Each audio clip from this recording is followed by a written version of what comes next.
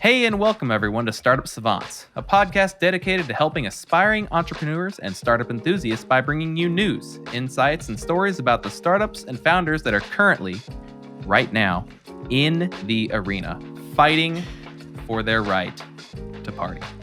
I'm your host, Ethan. And I'm your other host, Annaka.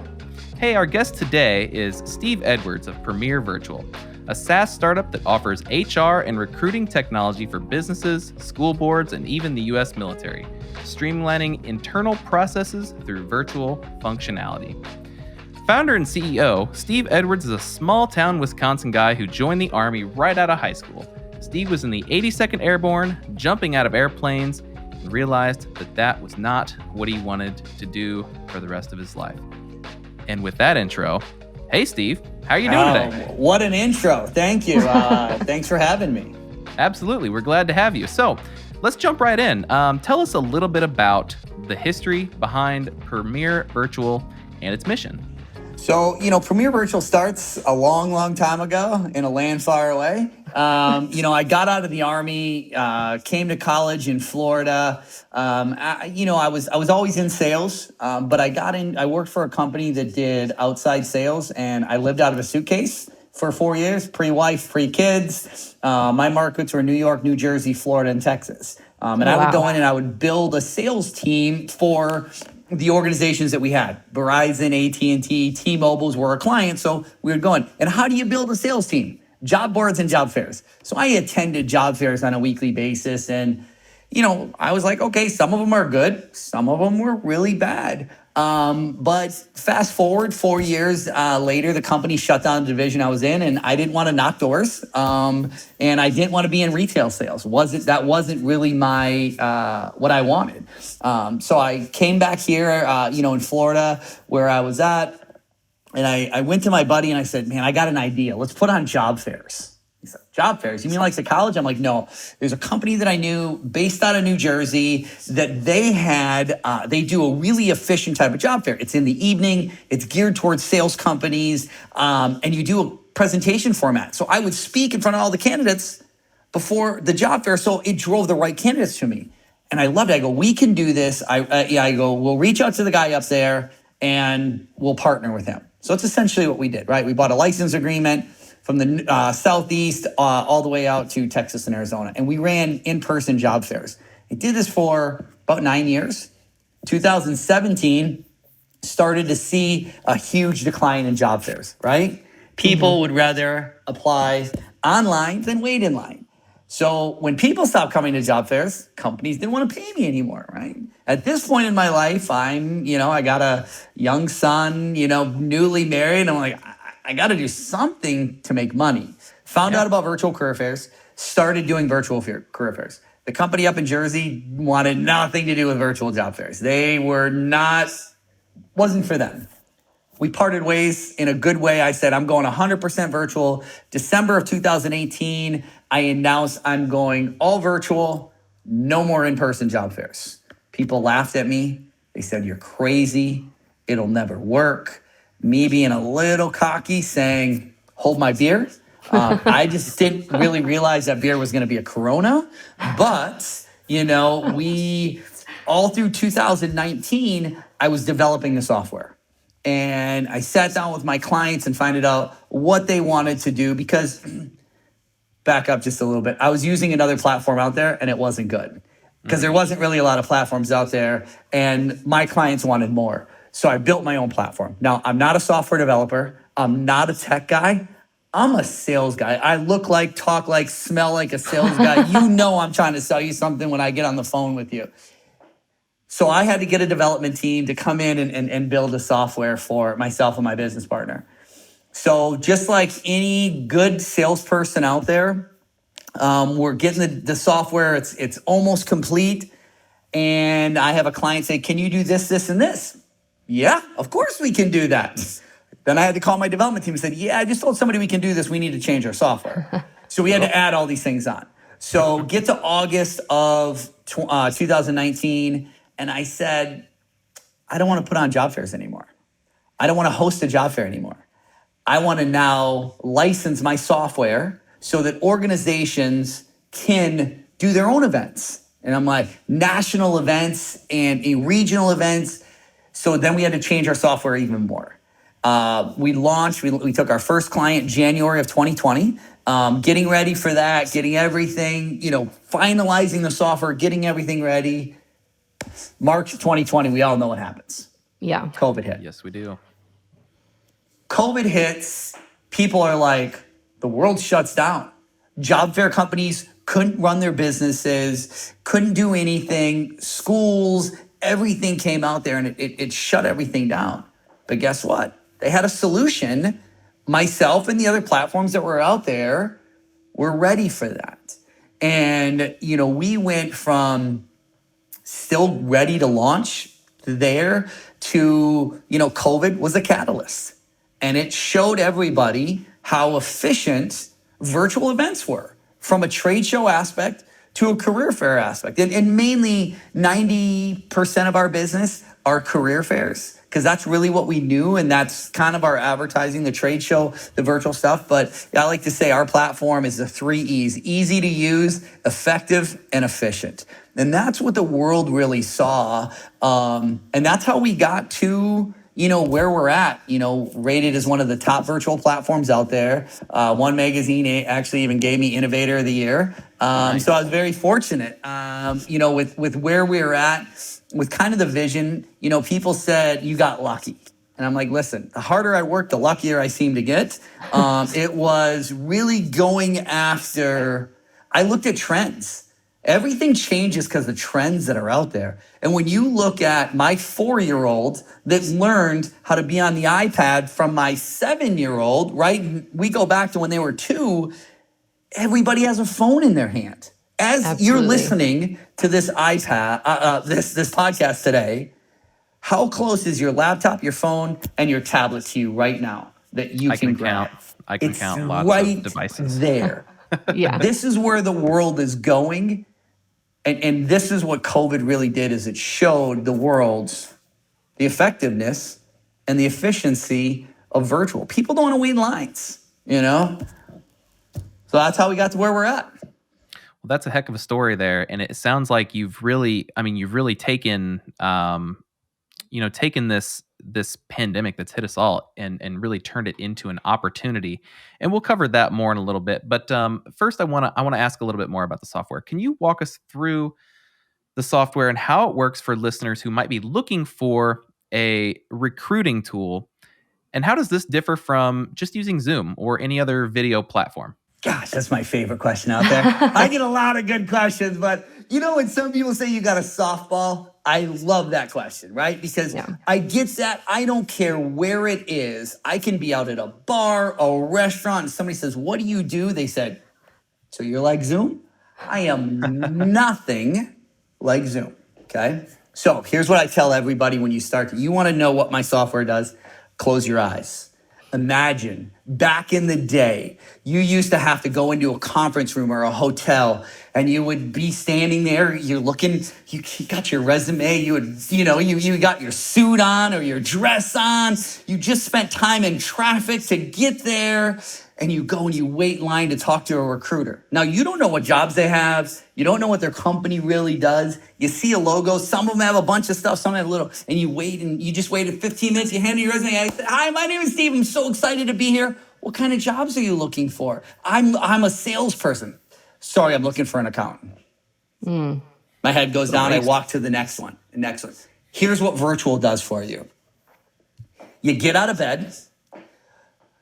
You maybe throw a shirt on, right? And I'm kind of going to have some fun with this a little bit, right? So you come here, you log into your computer, you created your profile. In your profile, you created a video resume of yourself. You asked some basic questions, right? Who are you? What do you do? Why should people hire you?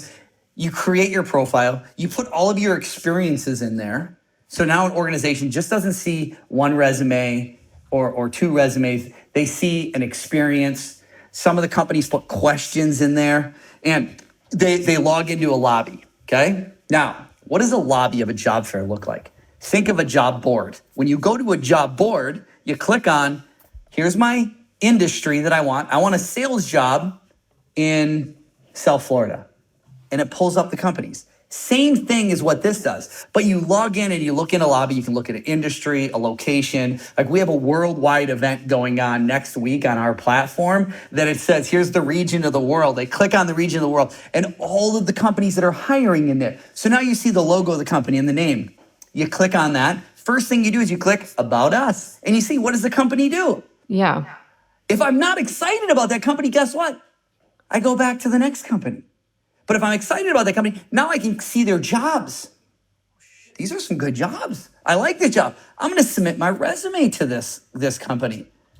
This is a really good company, has a really good background. Maybe I want to tailor my resume specifically for that. I can do that through my platform. Where most job fairs, here's one generic resume that you have. Here you can tailor it specifically for that. Then what is the next thing a candidate wants to do after they see what a company does, what jobs they have? They maybe want to research that company. Is it the right culture for them? Is it the right fit? Are they in the news? What? All of that is in our platform. So they can look at their social media, they can look at their website, they can look at it all right in the platform. And then they can chat with them and go right into a video interview in a matter of seconds. There's no waiting in line. There's no long queues that says, in 45 minutes, you can talk to somebody. No, you can go right in, see what they do, submit your resume, talk to that company immediately and get into a video interview.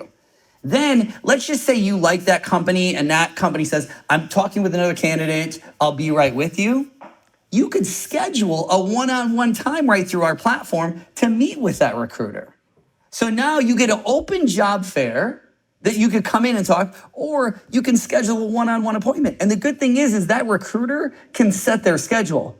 Say, I want to meet somebody every 15 minutes from 10 o'clock to 2 o'clock. And guess what? If somebody doesn't show up to their interview, you still got the open job fair so people can still come and talk to you. So you're getting the scheduled interview and then you're getting the platform. Now, another thing that we have within our platform is we have a group video platform. So let's just say a company wants to do a group interview or they have a bunch of people in their booth and they only want to say the same thing one time, right? Here's who we are, here's what we do, here's what we're hiring for. They can have a group presentation to show all the candidates. They could do a webinar, right? So you say, right, like Zoom. Zoom is one tiny little thing of what our platform does. We have one-on-one video, we have group interview, we have schedulers. And the best thing about it is we have all of the analytics that you could ask for. The host of the event gets all of the analytics. Each company gets their analytics. And the best thing that not anybody else really has, we have a thing called the My Journey. When you go to a job fair, how many candidates out there submit their resume, then write down and say, here are the companies I submitted my resume. Here's who I talked to. Here's who I said I liked, right? Here, I want to leave some notes. We built all of that into the platform so the candidates don't have to remember anything. They can look at it and say, here are the 10 companies I talked to, here are the 3 that I'm interested in, and here are the 4 jobs that I submitted my resume to. We built all that in. So you got easy connections with each other, and then analytics that are out of this world. That's so cool. Like, I thought it was a great question. Like, yeah, what's the difference between you and Zoom? And clearly, a lot. Yeah, I specifically like that you can tailor your resume for different things depending on what you're looking at. So, how did you kind of establish your user experience, or how did you go about deciding if it was good or kind of reforming that as you're going through? So what we did is when we built our first, our first version of our software, a lot of my clients then were sales clients because that's really the industry that we were targeting on the job fairs. They wanted things a little bit more basic. So what we did is we wanted, what's the easiest way for me to connect with you? Without waiting in lines, without anything, we want to be able to have it where the candidate can come in and immediately start a conversation. But the organization, as soon as that candidate comes in, can see that candidate. They can click on that candidate's name and see all the information. Now, in our first version of our software, we didn't have all that. But we took a lot of feedback. So, we built our platform, and then almost at the end of 2020, we started developing our second version already. So we had focus groups with all of our clients and said, what do you like? What would you? Because now we had people from different industries. We had colleges, chamber of commerces, military, veterans organizations, workforce development boards. we had a lot of clients and a lot of people have been on our platform. So we said, what do you want to see? So then we had our focus groups. We had 10 different focus groups with clients that came in, and then we did mock-ups. Like we said, here's what we want to do, but what do you want to see? And then we did all the mock-ups. And then we did the focus groups again and said, here's what we have. And the best thing is we're never done. Like we are, every month we're launching new technology within our platform to always be better and create that user experience. I mean, every organization that's on our platform now gets a survey afterwards. So they can now say what they like, if there's something that maybe could be improved. And this is how we look at our roadmap to say, what are something, right? I'll tell you, if I on my roadmap, the number one thing is if I lose a deal to a competitor, why? Is it something they have that I don't have? That's the number one thing that goes in my roadmap. Number two is what our clients, if there's any kind of confusion or anything like that. And number three is, right, just enhancements that are out there. And so that's kind of where we take the user experience from both the organizations, the attendees, and the hosts of the events. We get feedback from everybody so that we can continue to stay ahead of the game. I am such a nerd for user experience. So you just made me very, very happy because the user journey through any kind of platform can make or break success. So it really sounds like you're doing the right stuff. I mean, I made it on the new platform. We actually created the setup wizard. It says step 1, step 2, step 3, step 4. So you can't mess it up. Yeah. And that's from a host to an attendee to an organization. Like, it's like, put your logo here. We made it. In our first version of our software, we were always voted as one of the most easy platforms to use. And our client said, there's no way you can make this easier to use. And I go, just wait and see. And I mean, this setup wizard that we have for everybody is phenomenal. Everybody just loves it because it makes it easy. Because anybody that has out there. And the way that I looked at it always is, I have clients that are from 18 to 80. Now, granted, we've had some other events on our platform as well, but figure not everybody's tech savvy. Mm-hmm. Not everybody grew up with a tablet or a smartphone in their hand. So some of these people don't have it. So we had to make it. And when I went to my developers, I said, I need two things. I need it easy and I need it sexy. And that's what we built it based on that, because we had it. Now, one of my clients one time, she was an organization that attended our event. They were looking at her company now getting a license of our platform. And she goes, Steve, it was easy for me. I loved it. But I wanted to see how easy it was. So I had my 72-year-old mother, I sent her the link and I said, register for this event and come in and chat with me. And her 72-year-old mother came in and did it. And I was like, that is amazing. But that shows, right, that you can still have something that's very tech savvy that doesn't have to be difficult for people to register, log in, and interact with somebody else. Absolutely. Hey, so I want to go back to something that you mentioned. You said you're a sales guy. You don't know, you're not an engineer. You're not a coder. I assume you've picked up some of the lingo over time, after working with a dev team for so long. But let's talk about that initial dev team. This is something that I feel like a lot of founders run into, is that they're non-technical.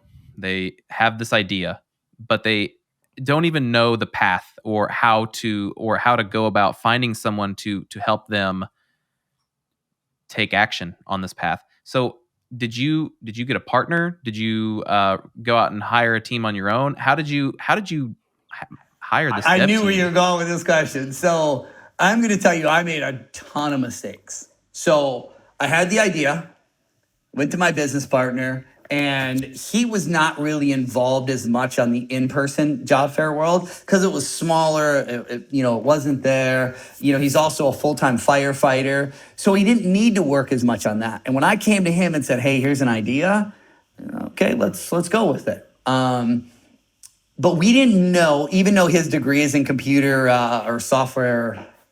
science, I think. Yeah, graduated a long time ago and never really used anything. We weren't weren't developers. So I went out and I started looking at development companies. So I started interviewing a few different. I narrowed it down to 2 organizations. And prices were pretty similar. One was going to do a little bit more on the marketing side of it. One was just the development side of it.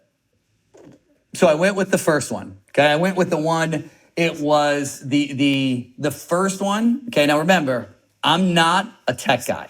At this point in time, I couldn't tell you what Laravel, React. I couldn't tell you what any of that stuff was. I get on a call with the one company, and they're showing me all the back end stuff.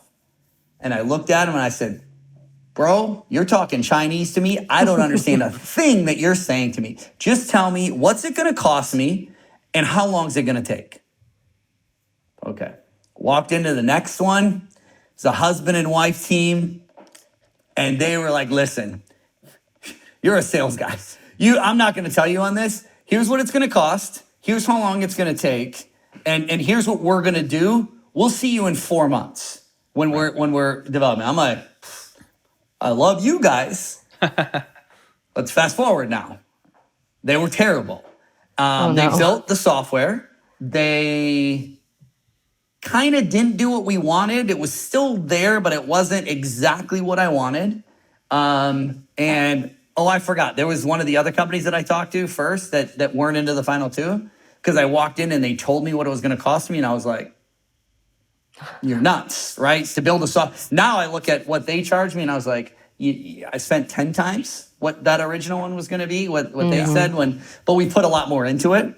But I went with the first company, and then it started to be where they weren't as good. They were outsourcing it. I won't say to where they were outsourcing it, but most of the development firms are outsourced somewhere, and it wasn't that good. So then what did I do? I went back to the firm that talked to me that like I didn't know it. They talked to me in the development terms.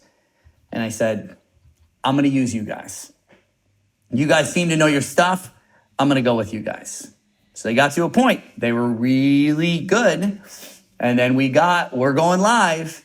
And there was just a couple things that they couldn't fix. They couldn't figure out what to do. And I like to say this is, they would put a Band-Aid on one side to fix one thing and then something else would break, right? So think of a car. You would fix the right tire and then the bumper, or the rear bumper would break. You'd fix the rear bumper and then the horn wouldn't work, right? So they just kept putting Band-Aids on all this stuff.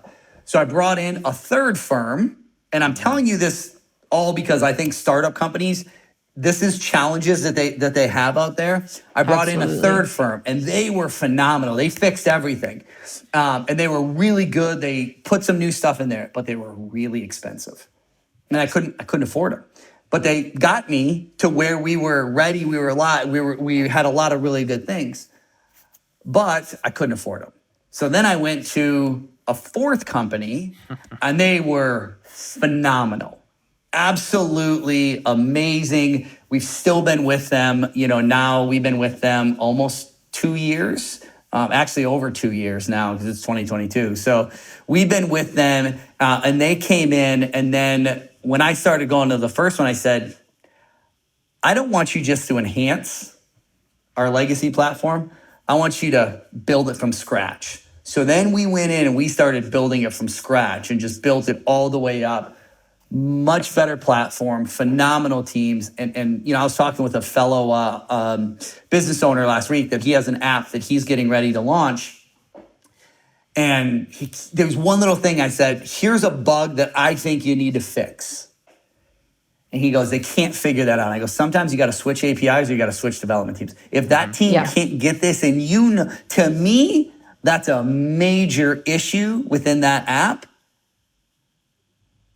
But his development team can't figure out one little piece. To me, you either switch an API to go after something else, or you find another team.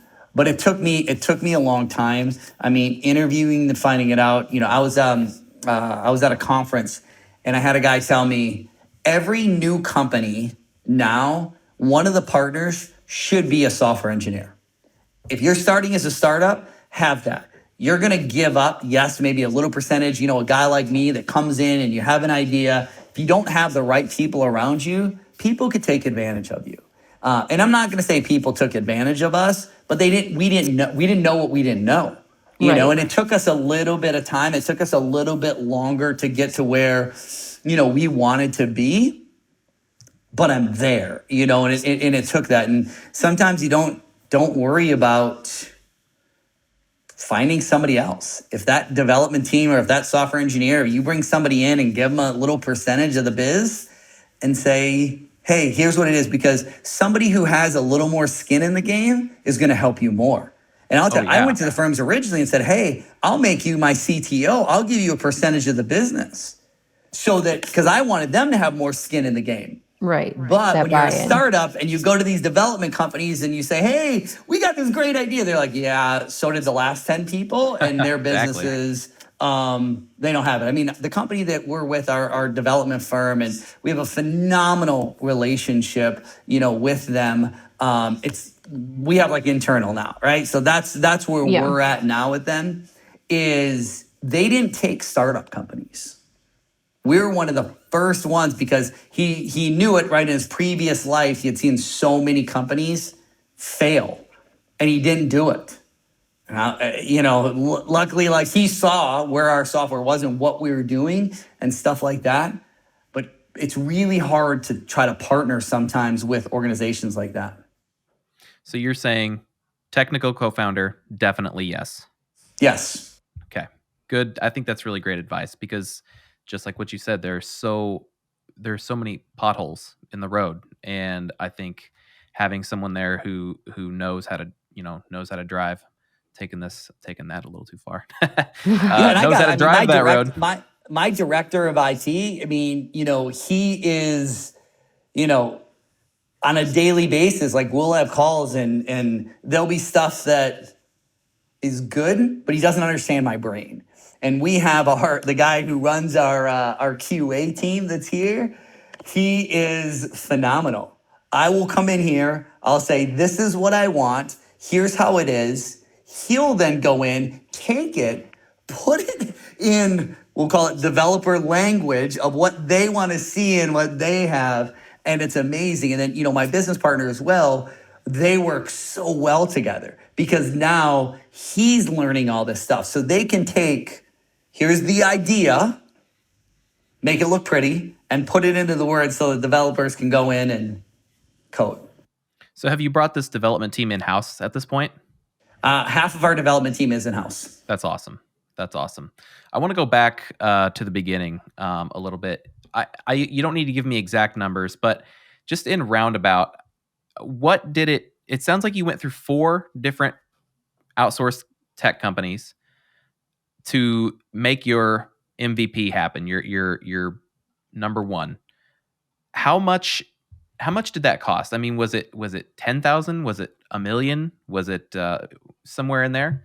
Our first platform, our just to get your MVP was out. a little over $250,000. Wow.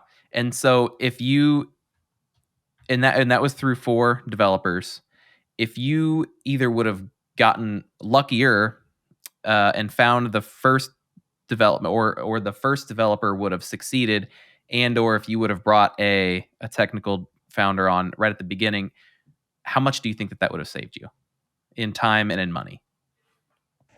It would have saved me more in time. I don't know if it would have saved me more in money. And the reason I say that is because, again, when I wasn't a VC-backed guy, I was my pocketbook, right? Sure. This is where the money came from. So we went with, right, a lower end company.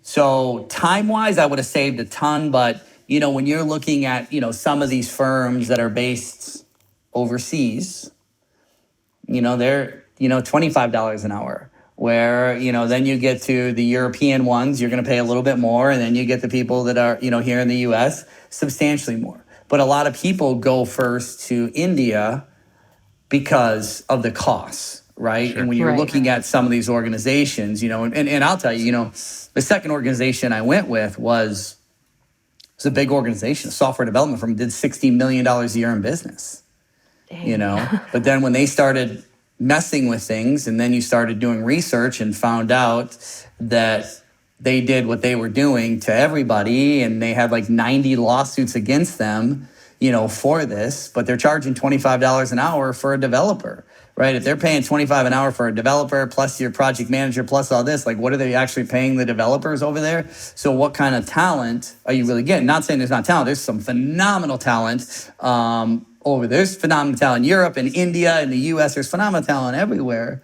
but it's just, when you're paying for it, it's a little bit slower. When you have one developer on it, you know, and this is what we learned is, you know, we went from one developer to two, you know, to now we have some, you know, a lot more than that. So it's not the money that it would have saved, but it was the time. I probably could have launched 6 months earlier, but I also, again, I made some changes in my business. You know, I pivoted.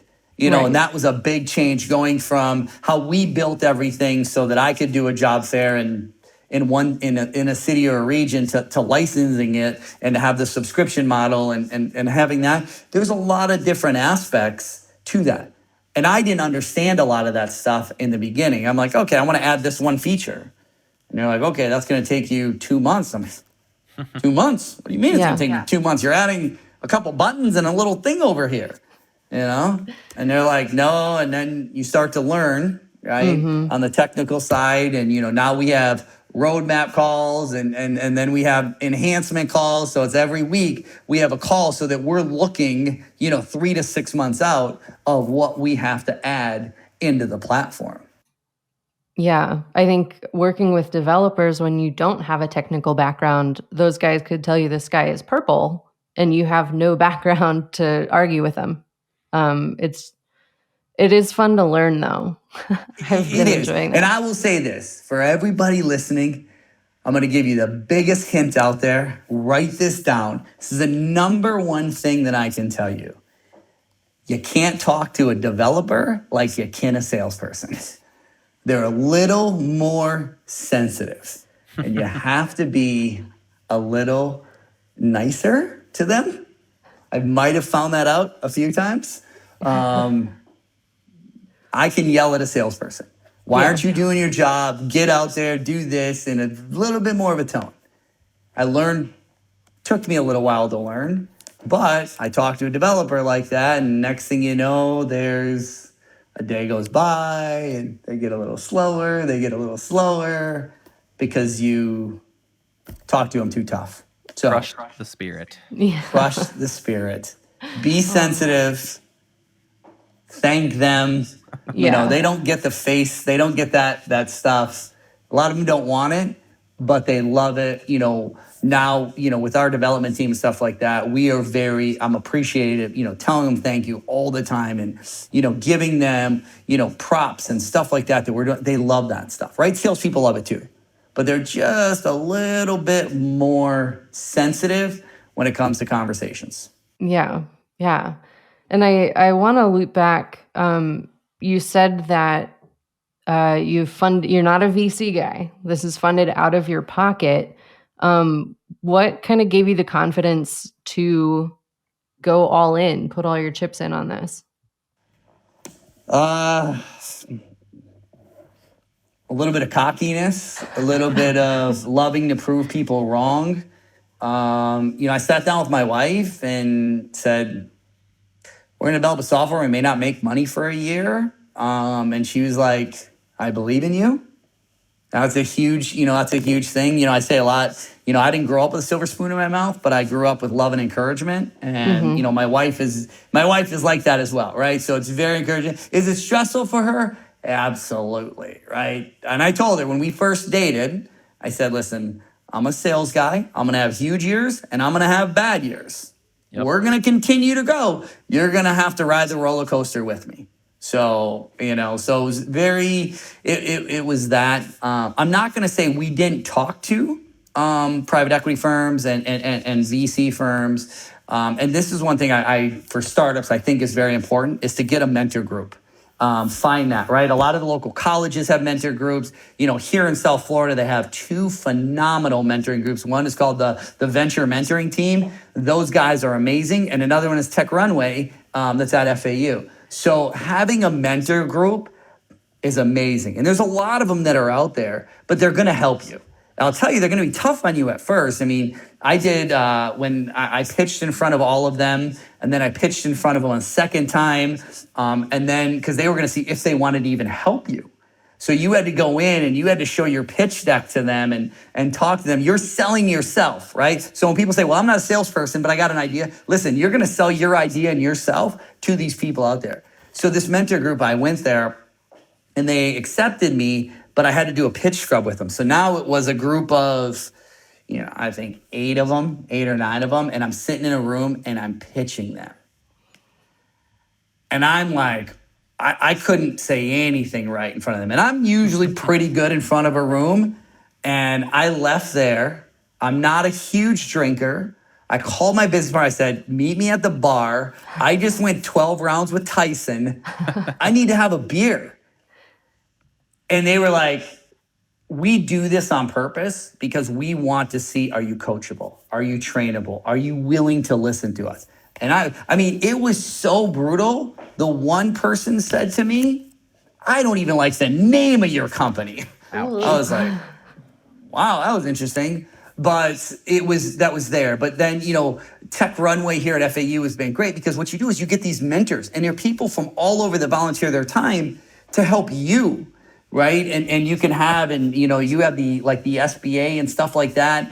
There's all different kinds of help that you can get out there. And I'm going to tell you to do it, at FAU down here. And I know there's different ones throughout the country too, but they also had a veteran entrepreneurship class. So it was taught, you were a veteran, you got in, you didn't have to pay for anything. But then you had mentors that went with you as well. And then you had a pitch competition at the end, right? And I love pitch competitions. So I ended up winning for FAU, and then I went to state for Florida, so Veterans Florida. I won that. I was actually the first one ever from FAU to win the Veterans Florida pitch competition.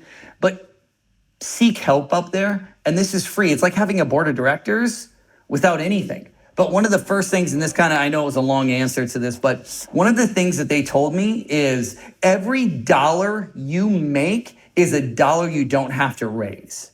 Mm-hmm. And a lot of people right now, we hear it in the news. This company raised $100 million. This company raised $10 million. And in all of the startup groups, I'm in a lot of peer groups and stuff like that down here in South Florida. And it's like a badge of honor to say, we just raised 250 grand. Oh, yeah, we raised it. What a lot of people don't realize is you raise this money, and let's say you raised 250 grand, and you had to, let's say you raised $2 million, okay? You raised $2 million for 20% of your business.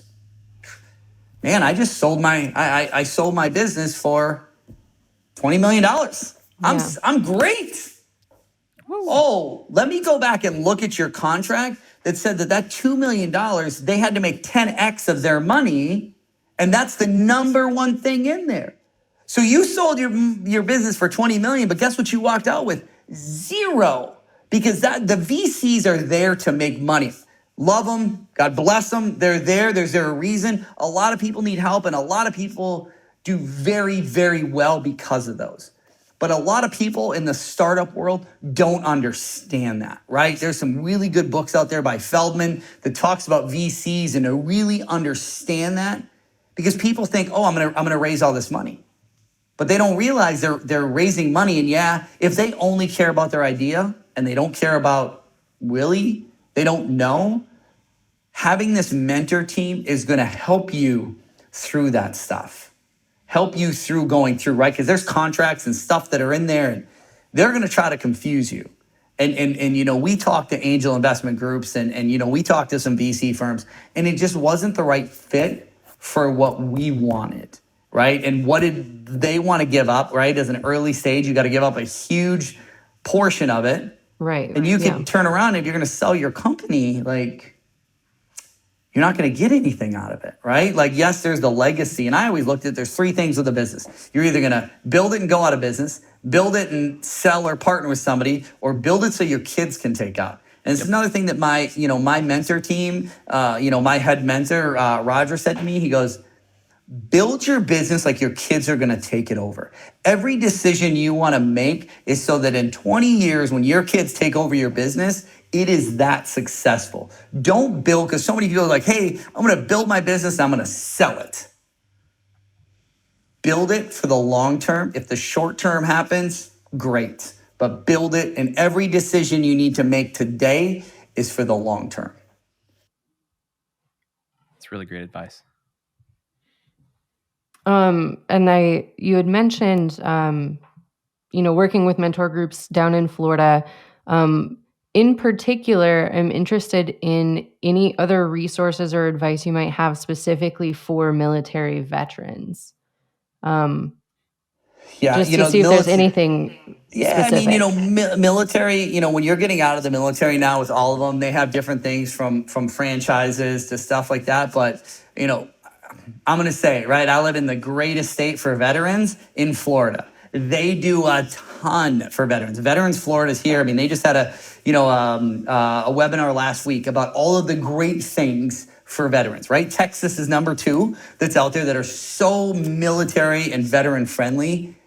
All you have to look for is mentor groups, look for veteran organizations there. They can help you with everything, right? And there's a lot of resources for veterans that are out there as well. Now, I've been out for a long time, so I don't qualify for some of those resources that are there. Some of them I do, but make sure as a veteran that you're looking at these resources, you're getting the bids, getting with the local SBA and stuff like that as well, because they just give so much wealth of knowledge that they can help you with to build your business. Yeah, Florida and Texas. I'm gonna have to do some looking in up here in Michigan too, just so I can be aware. I'm sure there is, right? Oh, yeah. They're definitely in Michigan. You might have to shovel out, to find them, but I'm sorry. I'm from Wisconsin. I can talk about the kind of snow and stuff like that. I'm like looking. We might have 2 inches right now, so 2 inches better than 10. we might still get there. I don't know. I was disappointed when I looked out the window this morning and saw the ground. I was like, hey, everything should be white here. What's going on? I don't know. I'm just mad. I'm just mad about it. Now, I will say, if I like to ski or I like the snowmobile, that would be amazing. Growing up, I loved it. It was when I got out of the Army, it came down to Colorado State or FAU. So it was either mountains and snow or beach and sun. And I ended up going beach and sun. But I loved snow back then. Now it's just like we talked about before, and just not too cold. Not fun as an adult. All right, you're probably going to disagree with me on this question, and I'll word it just like it's written here, right in front of my face, and then we'll give it some flavor. Here's how it's written. What was it like becoming an overnight success? And let me give that a little flavor. I see some facial expressions over there. So you had put this platform together, and people were saying online is not the way to go. People were laughing at you. And then the world kind of turned upside down, and online was everything. And it seems like your growth trajectory really took the hockey stick right there. So I don't know if that was if extremely quick growth was your plan like the entire time, but if it wasn't and you had it handed to you anyway, I mean, it sounds like you handled it well. How do you do that? How do you take something that you think is going to go at one rate and it just exponentially explodes? A lot of craziness. I actually, in 2020, I used to actually have a head of hair. It was crazy because as Gary and I were putting this all together, it was, right, we had this ramp up. We knew it was going to take 3 to 5 years to really change people's minds and get this. And we kind of had that plan just because of what we've seen and people's reaction and not really understanding it. it was crazy. There was a lot of late nights. I mean, when COVID first hit, and we had just hired somebody to come in and just help with the phones to really help our client that came in, that they were trying to get companies into their event, and we were trying to help them a little bit. We had an admin and me and Gary. And it was, I'll tell you, 2019, I probably worked 25, 30 hours a week, shorts and flip-flops in the office. There was 2 of us in the office really on a daily basis. COVID hit. I was doing demos in Australia in the middle of the night. And it was, my calendar went from 8 o'clock in the morning till 10, 11, 12 o'clock at night doing demos, and I couldn't handle it. And I reached out to a couple buddies I was in the Army with, that one of them was with the company for 19 years and got laid off. One company, 19 years, got laid off. He called me and I go, I won't say the name of the company, but how's your company? And he goes, you know why I'm calling you. I go, yeah, I figured it happened. Right. No. So we brought on, and we instantly started hiring. I got a phone call from a guy that said to me, I'd met him at a networking event like 5 years ago. He said, you said you wanted to change the world. You said that this was going to be there. I couldn't get my boss at the time. He goes, I'm supposed to start a new job. They pushed it off. Are you hiring? Yes, I am. So we had to hire a team. And the thing is I've always believed this. It's not just about a sales team. And if you look at my team right now, one of the smallest divisions within our company is our sales team. And our client success team is probably one of the most important parts of our company.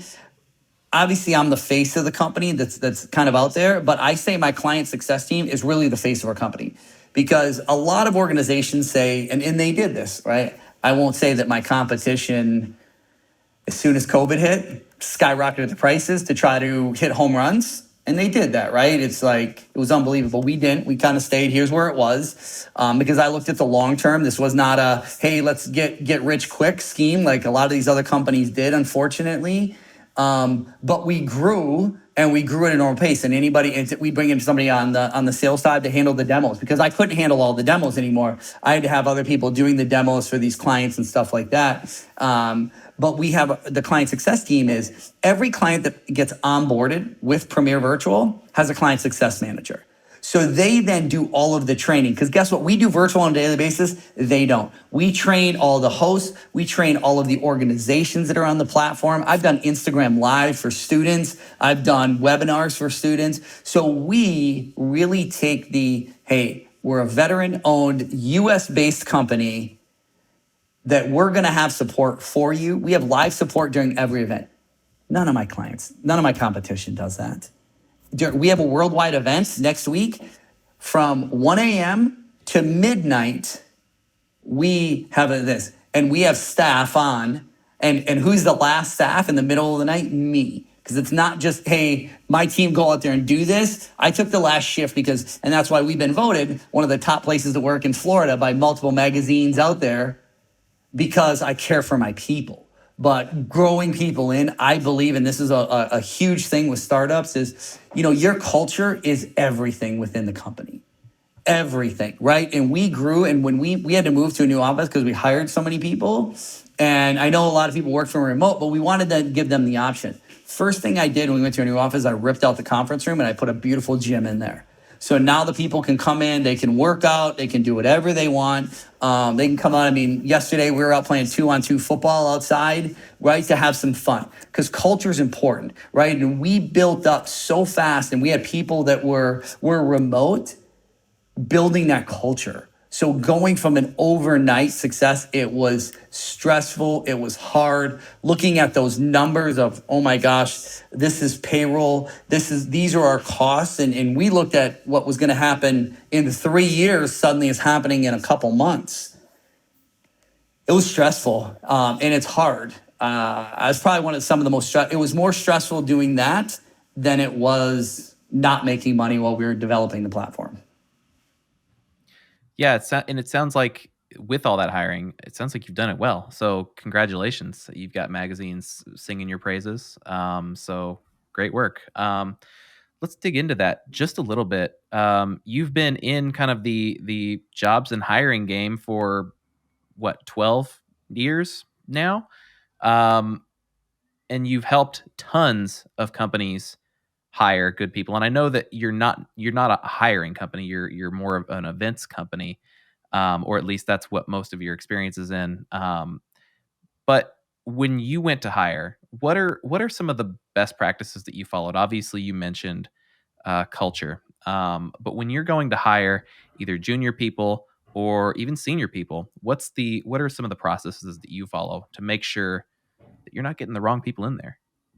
I've made a lot of mistakes on hiring. Right? I've made a ton of mistakes on hiring. I'm not going to say I haven't, right? Over the years, even with this organization, I've made some mistakes where I came in. I always believe sometimes you can hire somebody for attitude and teach them the skill, right? I always said, right, especially on the sales side, you give me a positive attitude, a great work ethic, and a student mentality, I can teach you the product and how to sell the product, right? And that's what I believe a lot is, it's the people you bring in. Do they fit your culture? Do they fit what you believe in? Are they, a team player, right? Like we have people that come in and, I had a guy that came in that wanted a certain job. And I'm like, I don't have that job for you, but I like you. And I think you're going to fit in the company. Let's get you in that company. We'll go here. And this was not even a sales role. And we'll move you into the role that you want to move in once that starts. So to me, attitude is everything. When these people are going to come in, I'm not saying they have to, you have to, you crack the whip or you do anything like that. And they're going to be like, yeah, whatever. It comes down to hiring the right people. And I think, right, like we talk about a lot now is, right, there's a huge thing out there. People are quitting their job and going somewhere else. Why are they going somewhere else? A little bit is money. A little bit is culture, right? Can they work from home, right? People wanting to get out of, how do I say this? We'll say it in the politically correct way. Some of the crazier states, they want to go out there. People want to leave they want to leave the Northeast. They want to leave the Midwest because of the snow, right? But they never left before because their job was there. Well, now they can work anywhere else. Yeah. So why is Florida, we're getting an influx from the Northeast right now, right? An influx because people want to get out of the Northeast and move down here because of whatever reason they want to, right? Yeah. Say it's whatever. But, going back, right, it's people are leaving for different reasons and you got to find and I like to call it a gem, finding that gem that's going to work for you. I listened to a speaker one time tell me, he said, what is the difference between a cow and a buffalo in a storm? In a storm? In a storm, Nothing. what's the difference between a cow and a buffalo? And this is where I look at employees as well, okay? When a storm hits, a cow runs away. The buffalo runs towards the storm. In adversity, are your team members going to run towards it, or are they going to run away from it? Right? When somebody comes in, they have a bad month, a salesperson has a bad month, are they going to quit and say, pasture's greener, right? Recruiters, right? Oh, I can't recruit for this company. I had this. I got to go to another company, right? The team that you build around you should know, I don't care if it's ups, downs, wherever it is, are they there for you? And that's what makes me, I love the best places to work and stuff like that. That's not me saying, hey, I got a best place to work. They survey your team members and they ask all kinds of questions on there. So to be ranked that, it's got to be it's your team members. It's not like, hey, this is just, I got a little badge because I put in for it. Right. It's your team members. And I'll tell you, so one of the ones, the first time we got one, you get kind of a survey back, not who said what, but it was very interesting with some of the things that were said in there. And I was like, that's a coaching thing for me and Gary. And I was very like, at first I looked at it, I was like, it doesn't make sense. But then I looked at it and said, what could we have done better? Right? How do we continue to still ranked in Florida was, the Florida Trend magazine, number 13th small business to work for. Me, I want number one. Yeah. So did this one question, could that have been something that we as a leadership team could have done better? Right? So you always got to learn, and you're learning from your team. I don't know everything, but I hire people around me that do. And this goes back to, what you were saying earlier about the technical founder. There's people that are smarter than you and better than you in other aspects, and that's who you need to hire. I don't want to hire somebody that's going to say, yes, Steve, yes, Steve, yes, Steve, right? That sounds great, but I want people that are going to challenge me. My team is like, why don't we do it this way? I'm like, I like this way. Well, let me show you how this way works. And there's sometimes that I'm like, you guys did a great job. I love that. And there's other times I'm like, that's terrible. You need to do it my way. Yeah. And then once they see it my way, they're like, oh, okay, that makes more sense. Right? Because sometimes, right, and this is the one thing kind of going back with the developers and somebody who's not a founder or not a technical founder is sometimes you're going to have the idea and what your clients want. And the developers are going to have something else, right? Because they're looking at it from just the technical side, and we're looking at it from the UX side. And you said how important that is. Sometimes they don't see it. You got to have a good UX person on staff to be able to really have that. Because you could build a platform that's out there, and I've been on a lot of them. I've been on a ton of them with conferences that are virtual platforms, and I'm like, I will never. And I actually said this to a company. And they said, hey, are you coming back this year? Which is this year in 2022. I said, no. They're like, why not? And I'm like, because you're only going virtual. She's like, oh, you want us to use your platform? And I'm like, no. The platform you used was terrible, first of all, and your event was terrible, right? Because when people are looking at that out there, it's not what I tell you is the greatest thing. It's what you as an organization, how you're going to use that platform that's out there. And there's just some that are out there that aren't user-friendly. But people don't see that. They see, here's what I like as a host, and they only see that. They don't look beyond. What do your attendees see? What do your organization see? How easy is it for them? Take cost out of it. You have to look at it. And we didn't build it for the host first. We built it for the attendee and organization first. Because that is who's using it. That's who's going to give you the, hey, this is great or not. When they give you the positive, when the attendees and the organizations are sending and giving us testimonials because of how great the platform was, that means the host made the right decision on the platform. Yeah. And that's with any platform out there. And you started going down the culture road here, which is another one of my favorite things to talk about. And I remember looking through your questionnaire, you'd mentioned something called servant leadership. And I keep getting hints of it, like taking the late shift and all that stuff. But can you tell us a little bit more about what that means to you? I like to say I serve my team. My team is really, I got a phenomenal team, and I can't say that enough. And they all know it. They all like laugh at me. They like make jokes. Like when we did our office opening, they all had bets on when I was going to cry. Right? Because I talk about them and I talk about this. So they all had it. So what did I do? I was smart because the first time they had it, I wore glasses. So I had my sunglasses on and I had it. But I have fun with my team. Yeah. And I listen to my team. Am I tough on my team sometimes? Absolutely. But why? Because we want to be better. And we've had team members. I'll tell you, I had some people that were friends of mine that worked for me.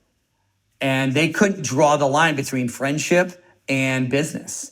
And it was very difficult for them, and it was, they couldn't take it. They're like, we used to have happy hours together. And I'm like, I still want to have happy hours. It's you. Right. You couldn't say, hey, he's holding me accountable. So I'm going to hold them accountable just like I let them hold me accountable. If I'm not doing my job, they're going to tell me, Steve, you're not doing your job. You need to be focused on this. I haven't always made the right decision. I made some bad decisions where I focused, on the wrong thing within the organization. But having my team and letting them make decisions and do stuff is a big thing. I'll tell you, one of the biggest things that we had, and this happened about a year ago, was I was always the face of it. Every training video, everything was kind of me. And I decided, I'm like, not everybody wants to listen to me. I talk fast. Everybody's like, slow down a little bit. And I said, but I was the guy that was on all the training videos. I was on everything, right? The webinars, everything we have. I started letting other people do that. Our training videos. Now we have Glenn handles all of our training videos because he talks a little slower. He's a lot more detailed than I am on there. But getting those people, the little things that's going to be out there, letting them be, let my director of marketing run a webinar one time, sending these guys to events and girls to the events and doing different things for them empowers them to want to work harder because they know that you're giving everything that you have for them to be successful. Because I've worked in a lot of organizations where it was all about sales. Sales is everything. If you weren't in sales, you were at the bottom of the barrel. And my team knows this. There's not one division in my company that is more important than the other. Yes, sales is the one who brings in the money, right? But marketing is the one that's getting our branding and our name out there. And the development team, they're the ones that are building a platform that's going to be there. And our client success team is making the people happy. And I tell everybody this. My job really as a CEO is really a very easy job. My job is to build a platform that you can be excited to sell and that takes people and changes people's lives. You will never hear me ever talk about revenue. You hear me talk about on a daily basis, how many people are we helping?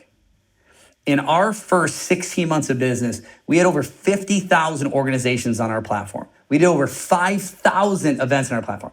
And two of the best that I love talking about, the state of Massachusetts did a statewide job fair on my platform that had 1,696 companies on there, 17,000 job seekers, over 1.3 million company booth views. Record-setting job fair that's out there. We change people's lives. We help people. Looking for a job sucks. Yes. We help people find a job. The biggest accomplishment I can say last year is all the events, all the happiness, all the awards, everything I got. The coolest thing that happened to me last year, though, was when the U.S. Army, I had a call with them and demoed our platform. They chose our platform. Was to think, when I went into the Army after high school, I watched a big laser disc. And they said, here's this thing that was there. That's how you got to see the videos. Now the Army used my platform to help people make the same kind of decision that I made 20 years ago. That was a cool feeling. The big circle of everything, out of everything, it's one of my most proud moments. That's absolutely amazing. Full circle. So what does scale look like? You said you don't talk about revenue. I know you've mentioned employee count, number of partners, number of jobs placed. What's the number that you follow, and what is the scale that you're looking to achieve in the next few years or in infinitum? My goal has always been the same. I want to take this organization to, this is the one place I'll say revenue. I want to take it to $100 million a year virtual platform. That's what I want. I want this to be just like when I walk out somewhere and I tell somebody what I do and they say, oh, like Zoom? They're going to say, oh, like Premier Virtual? Yeah. That's what I want. I went into a furniture store one day, I had a shirt on, and the lady goes, you're Steve. I'm like, how'd you know that? She's like, oh, my boyfriend works here, and he's part of Tech Runway, and he talks about you all the time. That's what I want everybody. I want everybody, when I wear a shirt, that's there. This weekend we had birthday parties for my kids, and I had them they were in Premier Virtual shirts. They love the shirts, right? They love Daddy's Office shirts. And we're there, and the people were laughing. They're like, you got walking billboards for you. Yeah. And I'm like, normally, 99% of the time, mean, if you look at my wardrobe, besides the majority of pink dress shirts, it's Premier Virtual t-shirts and polos. And I love it. Why? Because it's branding. Everywhere I go, I want people to see who it is, who we are, and what we do. I want that P to look like, when you look at the little apple or the G, I want you to see the P, and that's it. That's my goal, right? The numbers will be there, but it's people to know who we are by just seeing that brand. If we do that, there's no obscurity. People know who you are. And if people know who you are, that's exciting. I had a guy walk up to me at a conference one time and goes, I loved your toilet paper poll on LinkedIn. And I go, really? He goes, that was probably the best poll. He goes, I'm stealing it. Because I put a poll on LinkedIn that said toilet paper over, under, or whatever way it comes. And it went crazy. And a guy saw me at a conference, and I had met this guy through a LinkedIn connection. We had one email back and forth 6 months ago, and he remembered. That's what I want everything to be at Premier Virtual. So when that's there, my scale is good. Yeah, the brand recognition is worth its weight in gold. So I know we're bouncing a little bit, and I have to preface this by telling you that one of my good friends also served in the Army, and I was like, hey, I'm talking to Steve. He was 82nd Airborne, and he was like, oh my God. So he was very excited. But from what I heard, those weren't his exact words. no, I don't know. I can't repeat them here. Yeah. But he was awestruck. So, but as far as your previous service, did you bring any experiences with you or any of that background? Did it assist you in where you are today? I think, I'm going to kind of go off a tangent just for a second here. I think you probably notice I do that a lot, but I think everybody should do 2 years in the military. I think it would change our country. I think it's a huge thing. I was 18 years old. Actually, I was 17 years old. I hated school. I went to school, and I'll be very frank about this. Like, I took cooking classes. Why? Because that's where all the girls were at. I knew at 17, if I went to college, I would join a fraternity and fail out of school. I knew that. And again, would have been me taking all the loans. My parents weren't there sitting there, hey, we have all this tons of money for you to go to school, where I was from in small town. But I knew it. I knew I wanted to go to the military, and I believe it gave me the discipline that I needed. I really needed that. That was something that I needed in my life. I needed some structure in my life as well. And I think the military gave me that. I think military gives people camaraderie like no other. I mean, I did end up, right? I was in a fraternity, and I can say the camaraderie that I learned in the military, only for a short period of time with people, you don't get that anywhere else. And that's why there's so many challenges when people get out of the military, because you don't get that camaraderie. This year when they had Reese Across America, and we took our kids out to this was the first year that we did it, and we're trying to teach our kids, right, about me in the military. We've talked about it, right, because my wife's dad was in the Army as well, in Vietnam, and we're getting them now, they're old enough to really understand these things. But we went out to Reese Across America, and we, talked about what we were doing and why we were doing that. But you saw people there, right? That I saw a group of guys, and they all had their motorcycle vests on. And you look at these people that go back years ago, they were in Vietnam together. Maybe they went to basic training together. Maybe they went to AIT. They were not together long, and unfortunately, we lost a lot of lives in Vietnam. But those people still go to the graves of those people because of the camaraderie that they built. So again, you can never duplicate that. But building a culture around is building that camaraderie. If I want to go out, I have people that have challenges in life. We can talk to them. They can walk into my office. I had a guy, I won't say, he had a thing. He's like, I have a dilemma. And he could walk into my office and ask me that. I want to build that camaraderie like I had in the Army, where people can say, hey, I love you. I want to be here and I want to do everything, right? It's like going in to a foxhole with somebody. It's the same thing. And I think that's probably the biggest thing that I built is took the discipline out of there. The work ethic, it's there, but I don't believe that's because of the military. I believe people are either want to work hard or they're lazy. That's a choice they make on a daily basis. The military can't change that in you, but bringing that kind of camaraderie to the culture, it's very similar. That was like the perfect answer for me. I'm so happy. And so what's next for Premier Virtual? Like, what have you got on the plate? I mean, we always got stuff on the plate, I mean, it's, to take over, like I said, my number one goal out there, and, when people ask me what's next, is I want to be where people talk about, right, like an Indeed or a Zoom or a Google, right? That's high. People always told me I was crazy, right? When I said, I never said I want to compete against Indeed, because Indeed is a job board, right? They've done a great job. But if you look at this industry as a whole per se, and even though I'm not a recruiting firm, right, we're a software that does recruiting. If you look all the way back to 1995, you used to have to go to the newspapers.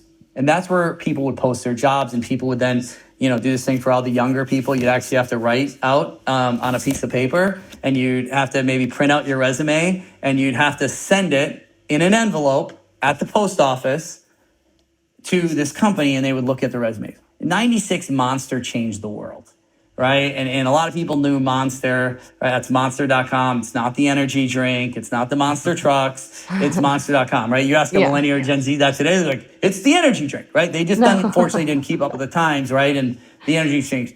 But at their peak, they were valued at like $5.5 billion, right? So they went up. And somebody else, Career Builder, changed the mousetrap a little bit. ZipRecruiter changed it. Indeed changed the mousetrap completely.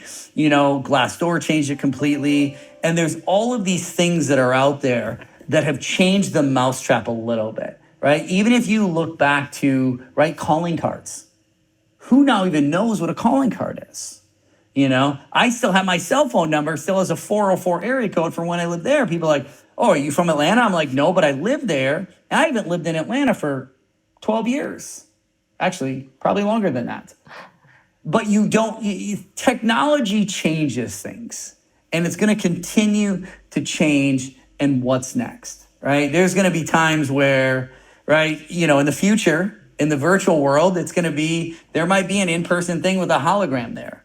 Who knows what's there? I mean, it is, right? Everybody talks about the metaverse and stuff like that. People buying yachts and houses and stuff like that in the metaverse, like, blows my mind. There's going to be a time where there's somebody who never leaves their house, their food is delivered to them, and all they are all day is on the metaverse. And that's where they're living 100% of their world.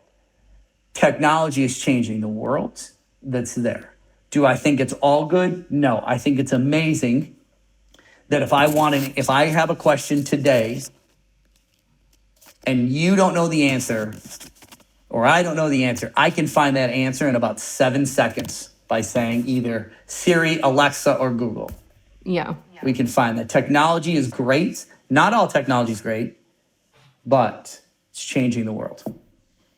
Absolutely. Yeah. I could probably go for a long time on metaverse because it's something that I'm super excited about, but I'm just going to keep my mouth shut.